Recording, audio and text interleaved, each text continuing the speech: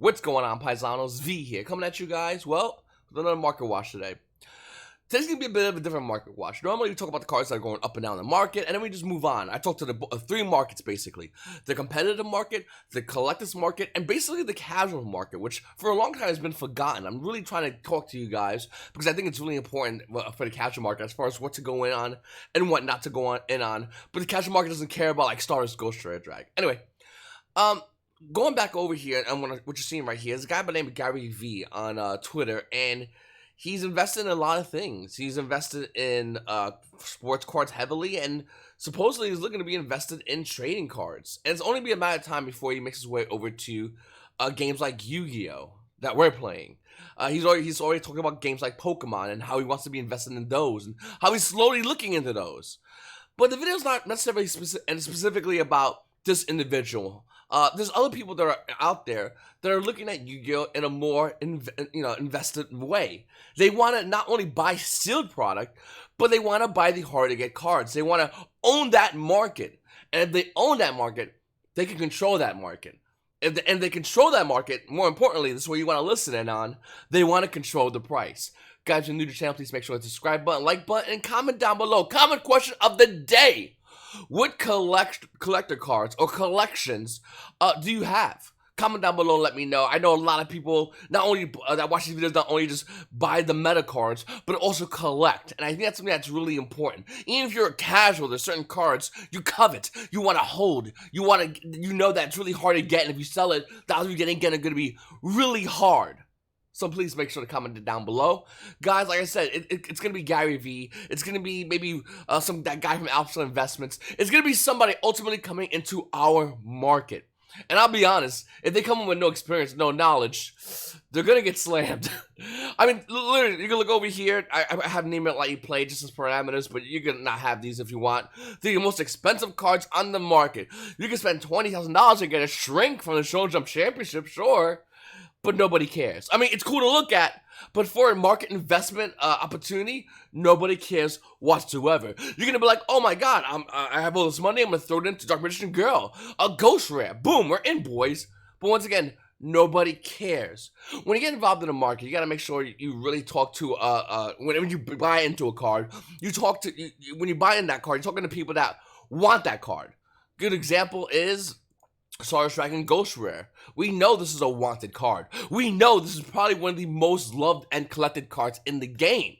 And we also know it's very expensive. A card currently with $187 market price is definitely not that unless you want a limited, which is at $185. But if you want a first edition version of Starlight Dragon Ghost Rare, you're running upwards of $1,000. A couple of months ago, this card was $700, and now it's $1,000 for Starlight Dragon.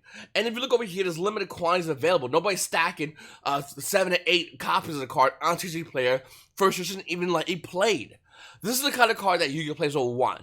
This is the kind of card Yu-Gi-Oh players and Yu-Gi-Oh collectors, even casuals that love and know the show, want. They want this card. This card's a needed card. And I feel like, once again, if you don't know about the Yu-Gi-Oh market, you're going to get decimated. You don't have to know about the Magic the Gathering market to know, I'll just buy a Black Lotus, I'll buy up all the Scrubland, Savannah, Power 9, and yeah, that's an easy buy into the market. I'll go whatever on restricted list and buy that. You don't have to know about the Pokemon, you can just go Pokemon, I'll just buy all the shinies, base edition, base first edition Shallow's Pokemon, and I'm calling it a day, boys. Get them all PSA graded. In Yu-Gi-Oh, we're not like that. And even though PSA, I do feel like it's slowly making its way into the Yu-Gi-Oh community, it's nowhere near as big as it is in the Magic the Gathering community, the Pokemon community. So if you rock a Star Dragon PSA 10 Ghost, we'll go, wow, that's really cool. Nobody cares. People care about this card because they know it's hard to get, but seeing the card's PSA right now, they don't care. In the future, I do think Yu-Gi-Oh players will definitely care about getting their cards PSA graded. I think PSA graded is going to be the standard moving forward in the future. And cards like Star Dragon that are PSA graded 10 are going to be hugely wanted. Right now, nobody cares, but it doesn't mean they're not going to care in the future. Yu-Gi-Oh is following the way of these other trading card games. Pokemon's getting PSA graded and they're getting more and more involved. Magic, I mean, that's almost a standard for collectors. But for anyone that just wants to buy into something and have a bunch of it, not even just to get a PSA graded, Star Dragon is a great starting place. I mean, we got other Ghost Rares like Shooting Star Dragon, which is holding a $165 market price. Unlimited name and first edition is $315.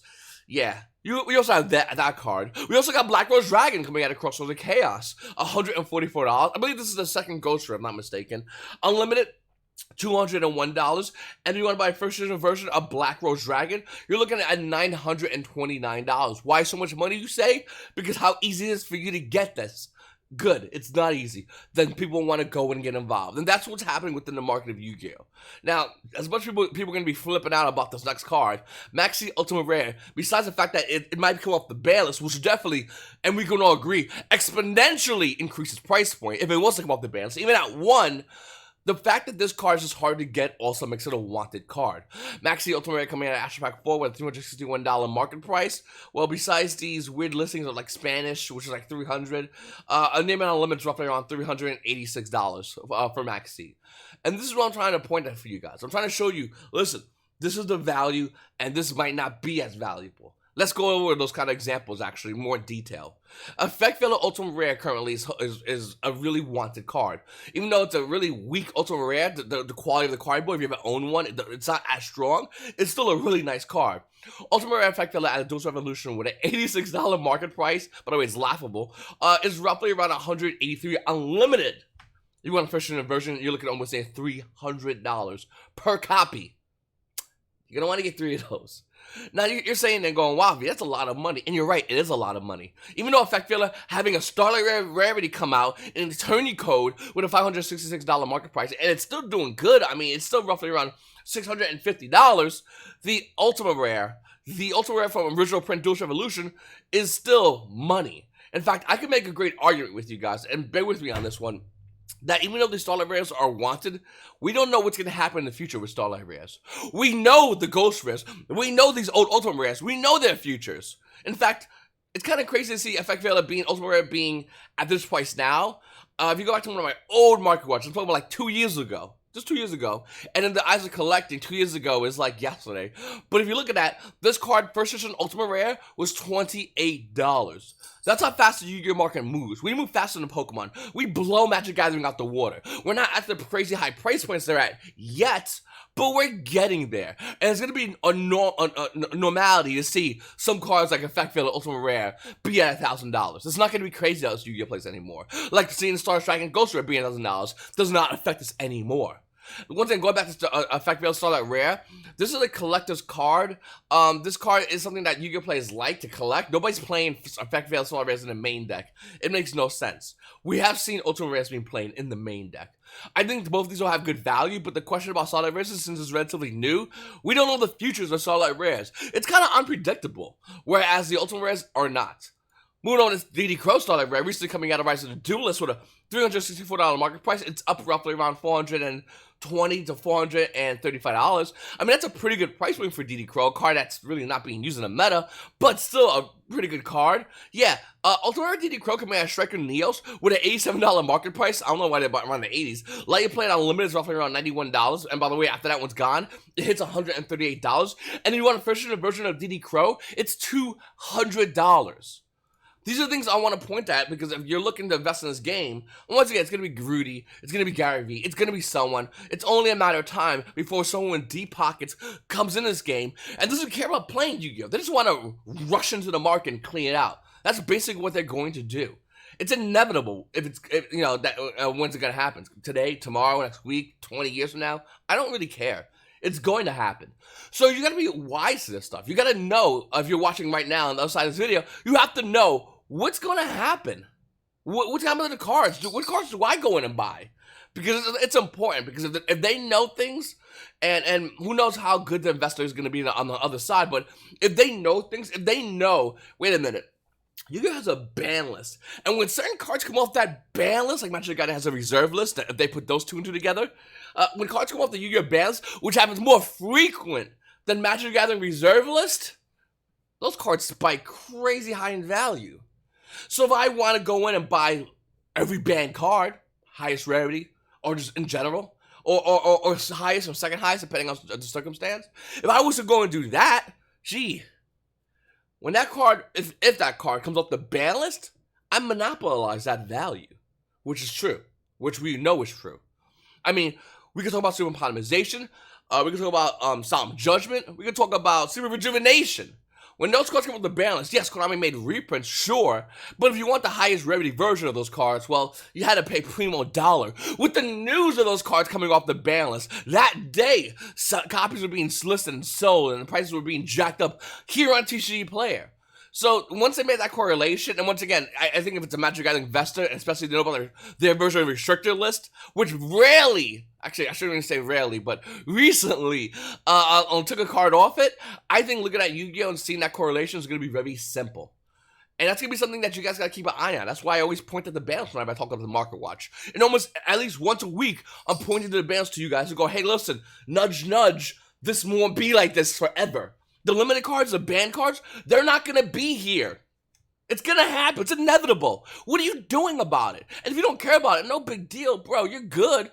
But if you do care about it, maybe one day one of those cards come off the Banlist, maybe a painful choice in the heart comes off the Banlist, and if you go, V, that's crazy, that card would never come off the Banlist. Bro, look what came off the Banlist. I don't count nothing off. Even though I hate Yatagarasu, I think that card's a terrible, terrible, terrible card. I'm not discounting that card, and neither should you. If that card was to come off the Banlist, everybody needs it, do you have one? And that's a question you have to ask yourself as far as cards listed on the Banlist. We also got other cards like Blood Type Dragon. Obviously, once again, I think this is the first cards. If I had to pick one card that all these investors would go at first, it would more than likely be Blood Type Dragon. With a bunch of copies of this card listed on TCG Player, there's so much value in the copies of Blood Type Dragon. It ain't like this Blood Type Dragon, here's one copy with a lot of money. No. We got the Dark Duel Stories Blood Type Dragon. Yeah, you wish you could buy it for $300 or $600. That card is $2,000 minimal. Okay, so we got that copy of this card. You get it one PSA 10 would be nice. You got the Speed Duel one. Good luck finding someone that has a place of this, mind you. And if you do, comment down below. Let me know. The Blue Dragon Speed Duel 20 pack 1 with $168 market price is at $300. This card will be at $1,000. Mark my words. It's no question about it. It's super hard to get. And once anybody learns the history of this card, it's going to spike really high in value. I mean, you got Rush Pack 1, you got the Gold series, you got all kinds of Blue Dragon. You got this one over here, the Video Game Pro, which for a while was really cheap. The Power of Chaos, this card was really cheap at one point, and look at it right now, it's roughly around $50, which is, I don't know, this card would not be this low for long. Once again, it's almost the same kind of rarity, different artwork of the DDS Blue Eyes.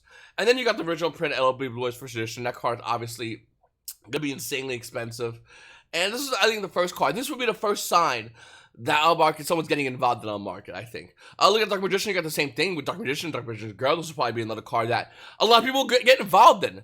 DDS Dark Magician, by the way, they say 5 listings is $127. God, I wish it was that. DDS Dark Magician with a $500 minimal is roughly around $800 in the market price. And this is something that's been around for a while. It's been normalized, unfortunately. A couple of years ago, this card was $124. The Blue Eyes was $250 for the DDS Blue Eyes. But once again, as more eyes keep an eye on the market, as more people get laser focused in, these cards get cleaned off the market. And that's what we're seeing here right now. And like I said, you got Legendary Magician of Dark, you got the Jump Alternate Art Dark Magician, which looks gorgeous. You got and you got the original print version. They're all beautiful. They're all beautiful versions of the card. This is the things that we're gonna see that's gonna happen within the market. The number one thing I think that people are gonna forget about, and if you are, I mean, the boat's kind of sailed on these, but keep an eye on the new one. Hopefully, whenever we get that, is gonna be the World Championship 2018 packs, 2019 packs, and hopefully, Konami, wake up. This is important. Hopefully, a Remote Duel 2020 World Championship pack. And before you go, V, a Remote Duel, I don't care about it. Perfect. Don't care about it. I'll go in and win me about 5 or 6 of these envelopes. You can just not care about it. There's like the 2019 pack, when they were selling at Vintage for $200. People were going, oh, I don't need these. $200 is a lot of money. $150, a ton of money. Let's go see what these envelopes are worth right now. Let me clear up my filters real quickly. 1 second. So the 2019 pack with a $400 market price is $1,300. After that one's gone, $2,000 for a 2019 pack, bro. Let's look at the 2018 pack. I mean, it's beautiful. You got Dark Magician and Blue Eyes. Obviously, this was gonna hit some insanely high numbers, and it's already roughly around $1,900. Of course it is. Of course these are expensive. You grab iconic Yu-Gi-Oh cards. You have one day to have those players. Oh, I'm sorry. one weekend, Saturday and Sunday if you want to count that, to have Yu-Gi-Oh players go to locals and compete for these, and that's it, no more, that's it, zero, done, no more like redos, no more next year you have a chance of winning 2018, one day out of 1 year, that's it, one weekend, I always mess that up, that's it, yeah, of course these are worth money. Then you can't even play these cards, but the exclusivity of these cards make it for Yu-Gi-Oh players to want to get these. It makes perfect sense to me. And once again, hopefully Konami 2020 World Championship packs, remote duels, get the job done. Let's get busy. I would love it, Konami. You will love it. We should do it. But looking at these, I think it's really important to note that when something's really hard to get, ideally it's going to be worth a lot of money, and we know this already. Investors will find this out eventually. We also have. What are we looking at here? Rising Rampage? Oh, Starlight Rares in general. Okay. So we have Starlight Rares in general. Now, here's the thing. One thing, like I said earlier in this video, investors are going to look at the Starlight Rares and go, wow, these are worth a lot of money. These are hard to get. Instant buys. But you're wrong. You're 1,000% wrong. Because if you're an investor and you buy like Storm Dragon's Return, if you buy like even Ghost Mourner and Moonlit Chill as a Starlight Rare, if you buy DD Crow, I think that's incorrect. If you buy Sugar Ace Rose, Wind Chamber Dragon Man, if you buy these cards, you're wrong. Even if you buy Dogmatic Excelsior, Ecclesia, whatever you want to call it, I like Excelsior infinitely better. If you buy this card, it's wrong. This value might not be sustainable. In fact, this value has a chance of going down. The cards that do look good as far as like Starlight Risk would be the cards that belong in the extra deck. And you would have to be a Yu-Gi-Oh player to have this information and knowledge. If you're a competitive Yu-Gi-Oh player, you know easily what's going to have the most value out of Starlight Rares, more than likely, and long-term value, more than likely, would be the Starlight Rares that fit into the extra deck, like Appaloosa, like IP Masquerena, even Iria, the Water Charmer. Those are my top 3. You're not going to be looking at the main deck cards and go, yep, that will have value, because it won't, and we all know it won't for competitive Yu-Gi-Oh players. Casual Yu-Gi-Oh players don't care, and collective Yu-Gi-Oh players, for the most part, do this. This is how they do it. They go, Blue Eyes of the Dark Magician, Blue Eyes of the Dark Magician, Blue Eyes of the Dark Magician, anything from the TV show. No, okay, but they don't care. So you got multiple markets that care to a multiple varying degrees. But ultimately, I don't think these main deck Starlight Rares do anything. In fact, Konami really needs to stop making main deck Starlight Rares or reprints like old hand traps. Nobody cares about them. They have a good amount of value, sure. Maybe there's someone that wants to buy them and throw them online for some guy, I guess.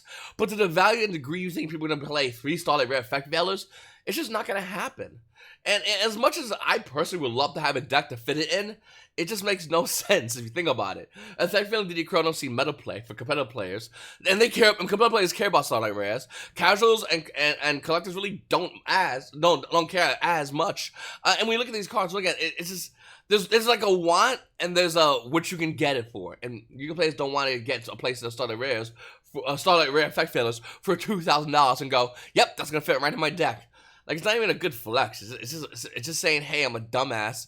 I like to buy insanely high expensive cards. And I do, too, as a rarity whore, but that's just beyond, like, I don't know. Comment down below. Let me know what you think about that. Do you think Starlight Rares in the main deck are good or bad? Every time I look at Starlight Rare in the main deck, I just go, oh, it's so dumb. Like, I don't know. Maybe I'm wrong. I would love to know what you guys think. Comment down below. So, real quick, this little side note, with the Megatins coming out soon, 2020 Megatins, after that, we're going to be getting the Gold set coming out. And allegedly, there's a leaked list, so we don't know if it's real or not real, but I think it would make cool kind of sense if it was to be. It'd be kind of entertaining if it was to be, to see Eldritch the Golden Lord in the new Gold set this year. You know, gold. It's like Konami gave you the answer to a test that you never knew you had to take.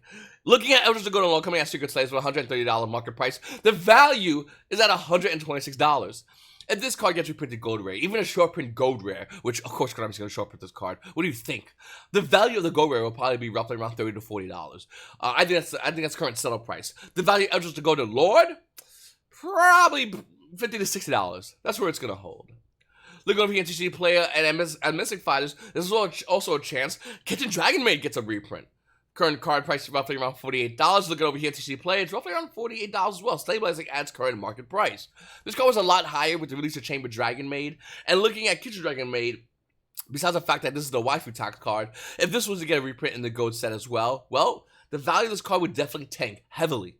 So what are you going to do with that information? Is it information that's reliable, not reliable? I personally don't know about the gold set. I think it would be kind of cool if Kitchen Dragon Maid and Eldritch the Golden Lord, or El Lick, because some people go, V, you got to say it this way, because that's a proper way to say it. I go around correcting people on how to say things, because I have fucking nothing else to do.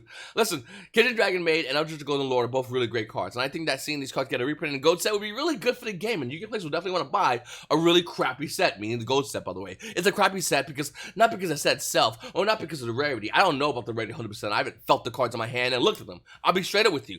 But besides the fact that we historically know that gold rare cards have low value, every time someone argues with me about a gold rare set, my answer to them is always, what do you think about the value? And the minute they go, well, actually, it will have good value, I go, no, you're a fucking moron. We have tons of gold rare sets that have low value. The only time a gold rare set can actually have any kind of decent value if that gold rare set has a card in it that the rest of the sets in YuGiOh don't have.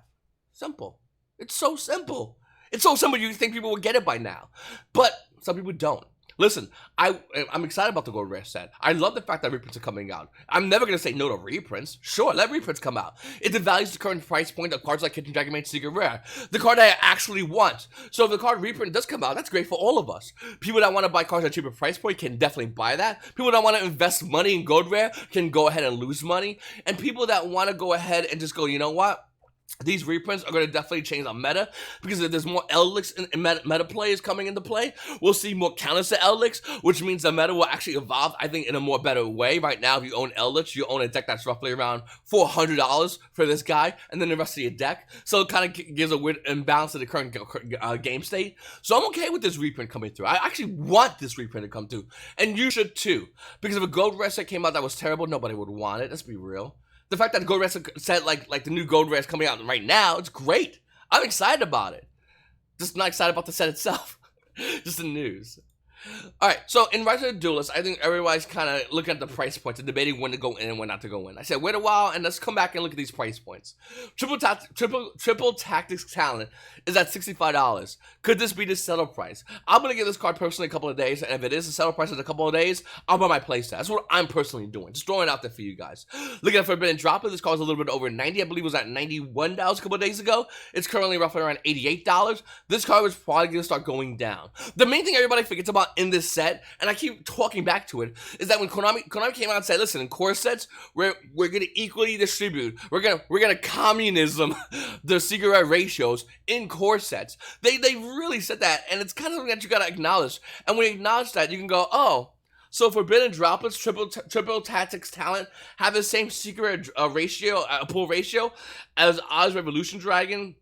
That guy with a long name, Chaos Ruler, it's the same pull ratio, secret rare wise, which means the value will ultimately go down as long as more people buy more sealed sets of Rise of the Duelist. And yet, people might not be buying as much sealed sets because of, you know, the whole virus thing, but there's still a chance that people go in and buy booster boxes. You look on YouTube, you can look around people buying tons of booster boxes. Store owners and vendors are still buying because they want to sell to the OTC player. They have been buying already because they get pre-order prices.